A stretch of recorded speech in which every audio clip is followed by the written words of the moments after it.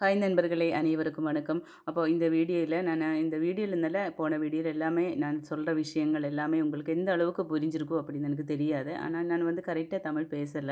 அ அ உங்கள மாதிரியெல்லாம் எனக்கு ஃப்ளூவென்ட்டா தமிழ் பேச வராது. ஆனா படிக்க தெரியும், எழுத தெரியும். எனக்கு வந்து இந்த சாமி சம்மந்தப்பட்ட விஷயங்கள் எல்லாம் எனக்கு நிறைய சொல்லணும் அப்படி தான் நினைக்கிறேன். ஆனா இடையில வந்து எனக்கு வந்து ஒரு நானு ரொம்ப கன்ஃப்யூஸ் ஆகுது. உங்கள்கிட்ட எந்த அளவுக்கு நீங்க அத எடுத்துரும் நான் பேசுறது உங்களுக்கு புரியுமா? அப்படின்னு எல்லாம் கூட நான் நினைக்கிறேன் நண்பர்களே. அதனால அது நீங்க வந்து என்ன ஏதாச்சும் உங்களுக்கு புரியுமா? புரியாதா? அப்படின்னு எனக்கு ஒரு கமெண்ட்ஸ் குடுங்க. அப்போ எனக்கு கொஞ்சம் கூட இன்னும் கான்ஃபிடென்ட் அதிகமாகும். அப்போ இந்த கேளக்கு சித்தரை பத்தி நம்ம பேசிட்டு இருந்தது.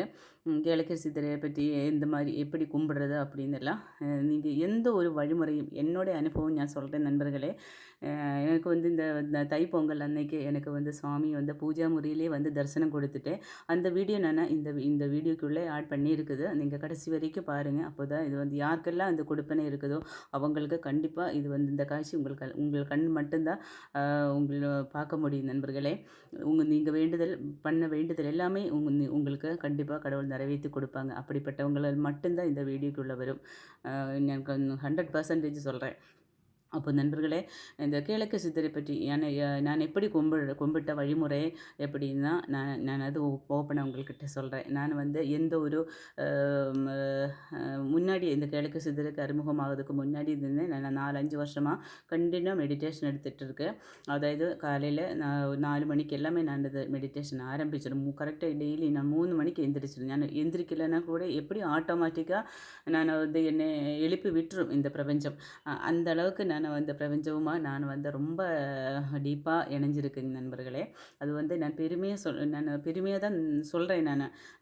எனக்கு வந்து அந்த ஒரு இது இருக்குது. நானு சப்போஸ் அலாரம் வைக்கலைனாலும் கூட, எனக்கு வந்து எப்படின்னு தெரியல. எனக்கு கரெக்ட்டா 3 மணிக்கு எனக்கு முழிப்பு வந்துடும். 1 மணிக்கு படுத்தாலும் கரெக்ட்டா நான் 3 மணிக்கு எந்திரிச்சிடும். அது வந்து உறுதியான ஒரு விஷயம். அது வந்து ஹஸ்பண்ட் வீட்டுக்காரு அல்ல எங்க பாப்பா கூட கேட்டிருக்குது. "ஏம்மா நீங்க மட்டும் இந்த அலாரம் எல்லாம் வைக்க வேண்டியது, நீ கரெக்ட்டா 3 மணிக்கு எப்படியம்மா நீங்க எந்திரிக்கிற?" அப்படின்னு. அதுதான் நண்பர்களே. நம்ம வந்து இயற்கையை எந்த அளவுக்கு நேசிக்கிறோம், அந்த அளவுக்கு இயற்கை நம்மளை நேசிக்கும். நமக்கு எல்லா நன்மைகளும் நம்மளுக்கு வந்து சேர்த்து கொடுத்துட்டு கொண்டே இருக்கும். ஆனாலும் நம்ம கர்ம வினை அப்படின்னு ஒண்ணு இருந்தா, அந்த கஷ்டம் நமக்கு கண்டிப்பா நம்ம அனுபவிச்சு தான் ஆகணும். அது மாதிரி தான் அந்த அந்த ஒரு கஷ்டம் நான் இப்ப அனுபவிச்சுட்டு இருக்குது. அ அதுக்கிடையில வந்து எனக்கு ஒரு ரிலீஃபும் குடுத்துட்டு இருக்குது. ஆனா எந்த ஒரு கஷ்டம் வந்தாலும், நான் அங்கே எல்லாம் மனசு தளராமல், இது வந்து என்னோட கர்மவினை அப்படின்னு சொல்லி, அத நம்பி மட்டும் தான் நான் நகர்ந்துட்டு இருக்குது நண்பர்களே. நான் எந்த ஒரு பரிகாரத்துக்கும், எந்த ஒரு ஜோல்சிக்காரங்கள பார்க்கறதுக்கும் எங்கேயும் போறது கிடையாது. வருந்த கஷ்டம் அப்படியே நானு அனுபவிச்சுட்டு, அத அத தாங்கக்கூடிய ஒரு மனதைரியம் மட்டும் எனக்கு கொடுத்துட்டு இந்த கடவுளே அப்படின்னு மட்டும் தான் நான் சாமி கும்பிடும்போதெல்லாம் கடவுள்கிட்ட கேட்கறது. எனக்கு அது வேணும், இது வேணும், எனக்கு கஷ்டமா இருக்குது, நீ அத மாத்தி குடுத்து எதுவுமே நான் கேட்க மாட்டேன் நண்பர்களே. நான் என்ன கேட்குறதுன்னா, எனக்கு என்ன ஒரு கஷ்டம் வந்தாலும், அது வந்து என்னுடைய கர்ம வினை. நான் ஏதோ ஒரு பாவம் பண்ணியிருக்குது. அதனால தான் அது போன ஜென்மத்தில ஏதோ பரம் பொ ப பாவம் பண்ணி அதனால தான் எனக்கு இந்த ஜென்மம் நான் இந்த கஷ்டப்படுறேன். ஆனா, நான் இந்த கஷ்டம் நான் தாங்கிட்டு அந்த கர்மத்தை கழிச்சு விடுறேன். ஆனா, அதெல்லாம் தாங்கக்கூடிய ஒரு மன தைரியமா, "நீ என் கூட இரு தெய்வமே" அப்படின்னு சொல்லி தான் நான் சிவபெருமானுக்கிட்ட நான் வேண்டுற ஒரே ஒரு விஷயம் அதுதான். "நீ எனக்கு துணையா இருங்க. எனக்கு மன தைரியமா இருங்க. யாராச்சும் வந்து என்ன திட்டினாலோ, இல்லைன்னா யாராச்சும் ஏதாச்சும் என்ன சொன்னாலும் கூட, அதுங்க எல்லாம் தாங்கக்கூடிய ஒரு மன வலிமை எனக்கு கொடுங்க நண்பர்களே அப்படின்னு மட்டும் தான் நான் சாமிக்கிட்ட கேட்குறது. அப்புறம் என்னால முடிஞ்ச அளவுக்கு நான் மத்தவங்களுக்கு வந்து ஹெல்ப் பண்ணுவேன். எனக்கு இல்லைனாலும் கூட நான் மத்தவங்களுக்கு சாப்பிடறதுக்கு கேட்டா நான் கண்டிப்பா குடுத்துடுவேன். அப்புறம் சின்ன சின்ன குருவி, புறா அந்த எல்லா உயிரினங்களுக்கும் வந்து நான் நேசிக்கக்கூடிய அந்த ஒரு மன வலிமை எனக்கு கடவுள் கொடுத்துருக்குது. அதுதான் என்னுடைய வந்து தெய்வானுகிரகம் தான் நான் நினைக்கிறேன் நண்பர்களே.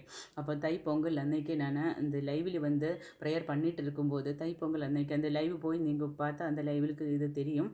நான் எந்த ஒரு அம் பொய்யும் சொல்லல.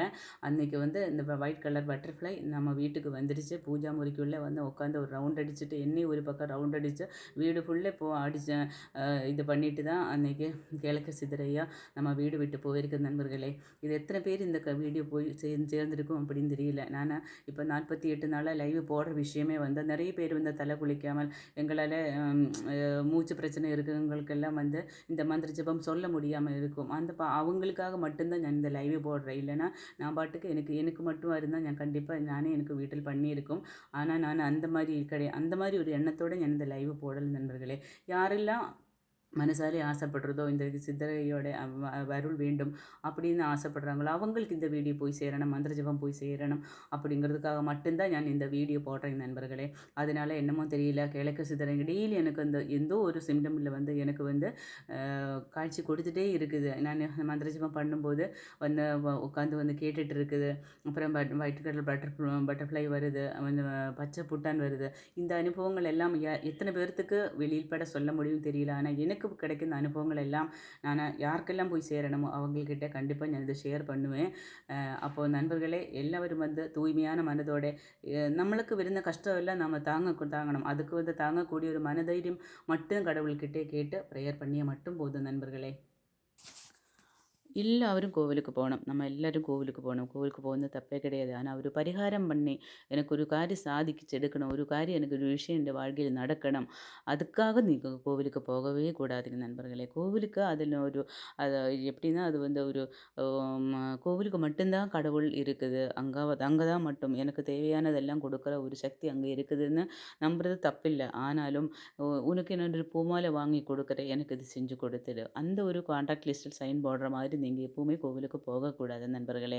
நீங்க ஒரு கோவிலுக்கு போகும்போது நீங்க ஒரு உங்களால் முடிஞ்ச ஒரு பூ தான் கொடுக்குறேன். அந்த பூ கொடுக்கும்போது சாமி சூடி அத சாமியோட தலையில அது வைக்கும்போது, அது பார்க்கறதுக்கு அந்த அழக பார்த்து ரசிக்கிறதுக்காக நீங்க அது கொடுக்கணுமே தவிர, இந்த பூ நான் உனக்கு தரேன். நீ எனக்கு நான் கேட்கறது குடுத்துரு. அந்த ஒரு கண்டிஷன்ல வந்து நீங்க எப்பவுமே சாமி கும்பிடக்கூடாது. அது தப்பான ஒரு விஷயம். தப்பான ஒரு வேண்டுதல் முறை. அப்போ அப்புறம் வந்து அபிஷேகத்துக்கெல்லாம் நீங்க வாங்கி கொடுங்க. அது சாமிக்காக கொடுக்குறேன். சாமி அது சாமிக்காக சாமியோட க்காக அத நம்ம செய்யும்போது, அது அந்த சாமி மனம் குளிர்ந்து அது வந்து எனக்கு எந்த ஒரு எதிர்பார்ப்பும் இல்லாம நீ எனக்கு வாங்கி கொண்டு போய் தந்திருக்குது அது. அது நான் ஏத்துக்கிட்டேன். உனக்கு தேவையானதெல்லாம் நானே பண்றேன். அதுக்கிடையில வந்து கஷ்டங்கள் எல்லாம் நீ தாங்கக்கூடிய ஒரு மன வலிமையை நான் உனக்கு கொடுக்குறேன். இதுதான் சாமி. இந்த ஒரு வரம் தான் நமக்கு சாமிகிட்ட போய் கேட்கணும். நம்ம நமக்கு அவங்க சாமிக்கு தெரியும் நம்மளுக்கு என்னெல்லாம் வாழ்க்கையில எப்பப்போ கொடுக்கணும் அப்படின்னு. எது வந்தாலும் நம்ம அந்த கர்ம வினைக்கு அடிப்படையில் மட்டும்தான் நமக்கு வருந்த எல்லா காரியங்களும் நமக்கு கர்ம வினைக்கு அடிப்படையில் மட்டும்தான் நம்மளுக்கு கிடைக்கும் நண்பர்களே. அதுக்கல்லாத அந்த போய் இந்த ஒரு தோஷம் மாறுறதுக்காக எனக்கு வந்து நான் போய் சயன பிரதட்சணம், அங்க பிரதட்சணம் பண்றேன். இல்ல நான் மொட்டை அடிக்கிறேன். இல்லன்னா நான் வந்து ம என்னமோக்கோ பரிகாரங்கள் இந்த ஜோதிஷக்காரங்கள் சொல்லும். இதெல்லாம் நம்பி நீங்க அத செய்யும்போதும் நீங்க ஒண்ணு மட்டும் நெனச்சுக்கோங்க. எல்லாம் கர்ம வினை. நம்ம இப்போ ஒரு பிரச்சனை வருது அப்படின்னும்போது, அந்த பிரச்சனை வந்து எப்படியோ நமக்கு கண்ணுக்கு தெரியாம, அது அப்படியே வந்து டச் பண்ணி போயிடும். அதுதான் அந்த கடவுளோட அனுகிரகம். அதுதான் நம்ம கடவுள்கிட்ட கேட்கணும். பிரச்சனை இருந்தா அது வரட்டும். அத ஃபேஸ் பண்ணக்கூடிய ஒரு மன வலிமை எனக்கு இருக்குது. நீ கூட இருக்கல்ல எனக்கு. அப்புறம் எனக்கு எந்தும் பிரச்சனை இல்ல. யார் என்ன முன்னாடி வந்து என்ன செஞ்சாலும் எனக்கு பிரச்சனை இல்ல. நீ என் கூட இருக்குதுல்ல. அது வரட்டும். வந்து பார்த்துக்கலாம். அந்த ஒரு மன வலிமை நமக்கு கிடைக்கணும் அப்படிங்கிறது தான் இந்த சாமிக்கிட்ட பரிபூர்ணமா நம்ம வந்து சரணாகதி அடையணும் நண்பர்களே. எந்த இருந்தாலும் பார்த்துக்கலாம். நீ கூட இருக்கல்ல. அந்த ஒரு தைரியம் வரதுக்காக தான் நம்ம இந்த கோவிலுக்கு போணும். நம்ம ஒரு தீபம் வச்சா கூட, அந்த தீபம் வைக்கும்போது, "சாமி உனக்கு முன்னாடி நான் இந்த தீப ஒளியில உன்னை பார்க்குறேன்." அப்படின்னு நினைச்சு நீங்க அந்த ஒரு தீபம் போய் பத்த வைக்கும்போது மட்டும்தான் உங்களுக்கு அந்த கடவுள் வந்து உங்களே பார்ப்பாங்க. எல்லாமே நானு இத்தனை தீபம் எனக்கு ஜோசியக்காரன் சொல்லியிருக்குது. எனக்கு இத்தனை தீபம் வச்சா பிரச்சனை முடியும் அப்படின்னு சொல்லியிருக்குது. நான் அதனால தான் பண்றேன். அந்த ஒரு மனநிலையில் எப்பவுமே கோவிலுக்கு போகக்கூடாது நண்பர்களே. நீங்க முடிஞ்ச அளவுக்கு டெய்லி ஒரு வீட்டில நம்ம நம்ம நம்ம பூஜா முறையில் எல்லாம் பெரிய வீடு இல்லைன்னா சின்ன ஒரு ரூமா இருந்தாலும் கூட ஒரு இடம் நீங்க அதுக்காக ஒதுக்கி அங்கே ஒரு தீபம் டெய்லி வைக்க பாருங்க நீங்க. அந்த தீப ஒளியில் தான் நம்ம கடவுளை தரிசனம் பண்ணணும் நண்பர்களே. அதுக்கு வந்து கிறிஸ்டினாയാലും, முஸ்லீமா இருந்தாலும், ஹிந்துஸா இருந்தாலும், இந்த மாதிரி ஒரு அடிப்படையில் அவங்களுக்கு சர்ச்சுக்கு போனாலும், மோஸ்குக்கு போனாலும், கோவிலுக்கு போனாலும், இந்த ஒரு வேண்டுதல், இந்த ஒரு அடிப்படையான விஷயத்தோட நீங்க கோவிலுக்கு போகும்போது, உங்களோட வேண்டுதல்களும் வந்து எல்லாம் நிறைவேறும். உங்க பிரச்சனைகளை எல்லாம் உங்களுக்கு அது பிரச்சனமா தெரியாமல் கடவுள் அது வந்து உங்களுக்கு சால்வ் பண்ண வச்சிரும் நண்பர்களே. இதுதான் உண்மையான ஒரு விஷயம். அப்போ வீடியோ பிடிச்சிருந்தா நீங்கள் லைக் பண்ணுங்கள், கமெண்ட் பண்ணுங்கள், சப்ஸ்கிரைப் பண்ணுங்கள். இந்த நம்ம நம்ம நீங்கள் ചെയ്യുന്ന ஒவ்வொரு லைக்கும் ஒவ்வொரு கமெண்ட்டும் நம்மளுக்கு இன்னொராளுக்கு செய்கிற ஒரு ஹெல்ப்பாக നിങ്ങൾ நினைங்க. கண்டிப்பாக நம்ம சேனல் அதிசீக்கிரம் நம்ம ஒரு வருமானம் நம்ம நேடணும். அந்த வருமானம் நமக்கு சேர வேண்டிய இடத்தில் கொண்டு சேர்க்கணும். இதுதான் நம்மளுடைய லட்சியமாக இருக்கணும் நண்பர்களே. நம்ம மட்டும் நல்லா இருந்தால் பத்தாது, மற்றவங்களும் நல்லா இருக்கணும். வாழ்க வளமுடன்.